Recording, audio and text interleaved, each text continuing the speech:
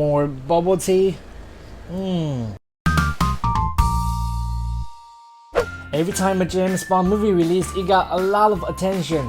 But is it as good as Skyfall or Casino Royale? Hey, what's up guys, Wang here, giving you the review of Spectre.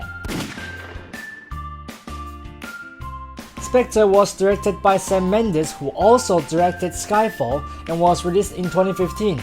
It stars our current James Bond Daniel Craig, and Oscar winner Christoph Waltz, and Léa Seydoux. As usual, let's start with the plot.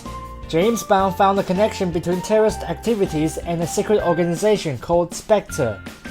He's gonna stop this organization before more casualties.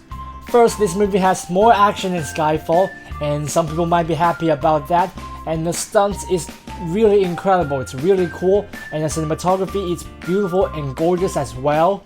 And I think it is kind of interesting that they tried to connect this movie with previous ones. But I have to be honest, I don't think this movie is as good as Skyfall or Casino Royale. To be frank, I don't think this is a good movie. But why is that? Okay, this movie lasts 2 hours and 30 minutes. With that kind of length, you have to make sure that audience won't get bored or tired. You have to control the pace. And I can feel this movie is trying to deal with a lot of things, but it kind of just crammed it into a short period of time. And I kind of feel that there are too many things happen at the same time.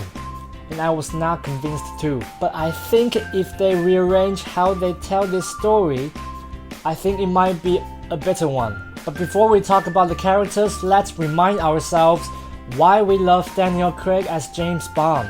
Because he's a much more realistic and emotional James Bond, but in this film they kind of brought back the classic James Bond. That elegant gentleman and a lot of James Bond cliche. But I get it, some people like it, but I'm not a fan. And I have one more thing to complain. Does James Bond that eager for sex every single time? Seriously? And Christoph Waltz, I was expecting to see a great performance by him. And yes, he did give me a great performance, but where the hell is he all the time? He showed up for a few minutes and disappeared like an hour. And the second time he showed up for a few more minutes and disappeared again. I really want to see more. I really want to see how he's going to portray this mastermind behind that organization, but in the end I was kind of disappointed. Overall, if you are a classic James Bond movie fan, you might like this movie, but if you are like me who wants to see a James Bond movie with emotions and a great villain, you might be a little bit disappointed.